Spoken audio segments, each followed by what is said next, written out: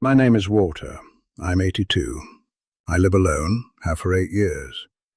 And I'm going to tell you the truth about that because most of what I hear about living alone in old age is either too cheerful or too grim, and neither one is actually useful to a man sitting by himself in a quiet house, wondering what he's supposed to do with the rest of the afternoon. It was a Tuesday in January, the third winter after Linda died. I was standing in the kitchen at 2 in the afternoon, realizing I had not left this house in 6 days. 6 days. I'd told myself there was no reason to go out. It was cold, the driveway was slick. Everything I needed was here. And that was true. Everything I needed was here. But something else was wrong that I couldn't quite name. The phone rang. It was Laura. She said, "Have you been, Dad?" And I started to answer and realized I had nothing to say.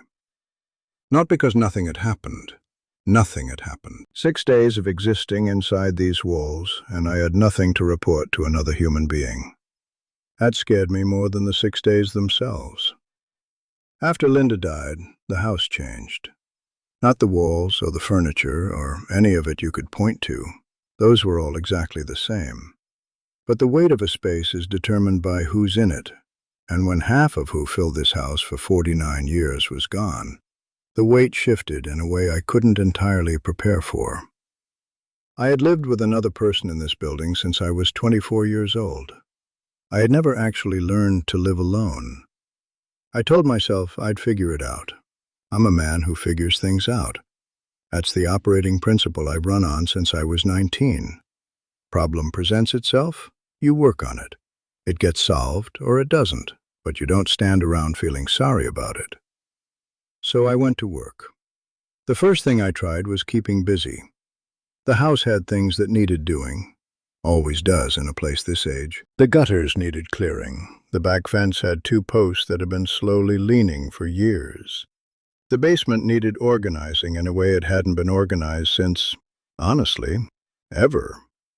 I started projects. I got up at 6, had my coffee, and went to work. By noon, I'd be done with whatever I'd started. I made elaborate meals, things I hadn't bothered to cook in years. I refinished a shelf in the hallway that had needed refinishing since the kids were small. About 3 weeks into this, I sat down one evening and felt hollowed out. I had the cleanest gutters on the street. I had a shelf that could have been in a magazine. And I was exhausted in a way that had nothing to do with the work. Because I'd been using the work to fill space that wasn't really the problem. The projects gave me something to do with my hands. They did nothing for what was happening somewhere deeper, in whatever part of a person holds the actual question of whether they're all right. I had made myself busy and I had still been alone, just with dirtier hands. So I tried the opposite. I stopped doing. I figured maybe I'd been pushing too hard, too soon. Linda had been gone less than 2 years. Maybe I needed to give myself time. So I stopped the projects, let things sit, watched more television than I had in my entire previous life. The news in the morning, whatever was on in the afternoon, movies at night.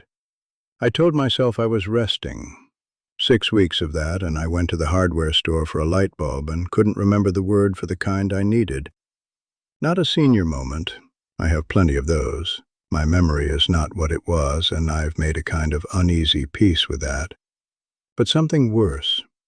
I couldn't quite string together a sentence when the man at the counter asked what I was looking for. The words were just slightly out of reach.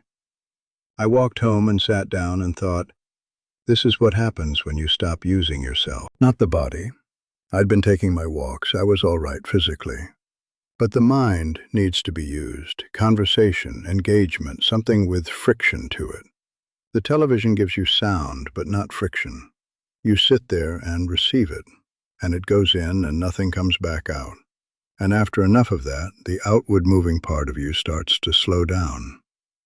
I turned the television off that afternoon, and it has not been on before noon since.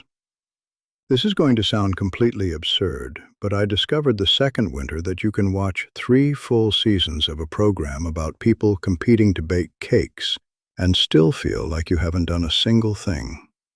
I timed it. That's approximately 14 hours of other people's nervous energy, 0 of your own. The cakes were genuinely impressive, I'll say that. The third thing I tried was structure.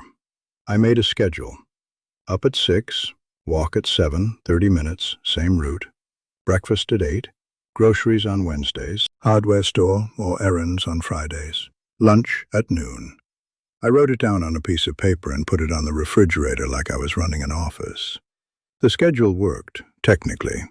I left the house, I ate regular meals, I kept moving. But after about a month, I noticed something. I was doing all of it and feeling nothing.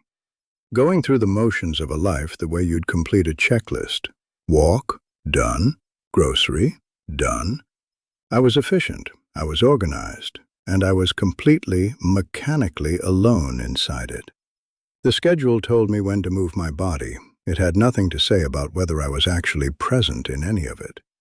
I remember one morning in February standing on the sidewalk 2 blocks from the house, partway through my scheduled walk, and stopping. Just stopping, in the middle of the sidewalk in the cold. A neighbor's dog was watching me from a window. The sky was that particular gray that February does where you can't tell if it wants to snow or just stay ugly. And I stood there and thought, I don't know what I'm doing. Not what I was doing in that moment, what I was doing at all. What the point of all the careful organizing was, when I was still just an old man standing alone on a sidewalk, with nobody waiting for him. I stood there longer than made sense. Then I walked home. That afternoon, Thomas knocked. He was heading out to the shop and needed someone to be around in case Lucas got home from school before he was back. Could I just be here? He wasn't asking me to do anything, just be here. Lucas came home 45 minutes later. He came in, dropped his bag, got himself a glass of water. He sat at the kitchen table with a book. I sat across the table with a newspaper. We didn't talk much. At some point, he looked up and said, "You doing okay?" Just like that. A 9-year-old asking me if I was doing okay, the same way an adult would, without any of the careful softening adults usually do around old people. I said yes, and I meant it. For the first time in several months, I meant it. Something about that afternoon, 2 people in a room, not performing anything, not filling silence because it needed to be filled, just existing in the same space. Something about that was exactly what I'd been missing without knowing I was missing it. It wasn't the structure or the projects or the television. It was just a person. A small amount of actual human presence with no agenda attached to it. Since then, I've figured out what living alone actually requires, and it's not what they tell you. It's not optimism or routines, though those help. It's proximity. Small amounts of it, regularly. The hardware store isn't about the hardware. The coffee shop on Tuesday mornings isn't about the coffee. The short conversation with Thomas when he's working on his car isn't going to be remembered by anyone. But those things are the difference between a man who's living alone and a man who's simply alone. I still live in this house, still make my own meals, still make my decisions without asking anyone's permission, which, at 82, I consider one of the finer privileges available to me. The house is quiet, and most days I like it quiet. But I go out. I find small friction. I let people exist near me without making a project out of it. There are things I don't do anymore. I don't keep the television on for company. It isn't company. I don't let projects substitute for presence. I don't schedule myself into a life I'm not actually inside. I don't go more than 2 or 3 days without leaving these walls, even if it's only to stand on the porch and watch the street for a while. And I don't pretend that living alone is the same as being at peace alone. That took longer. That's still something I'm working on, honestly. Some nights the house is very quiet, and that quiet has a particular weight to it. But I've stopped treating those nights as problems to be solved, and started treating them as the texture of this particular life. This is what it is. It's mine. And it is, more days than not, genuinely good.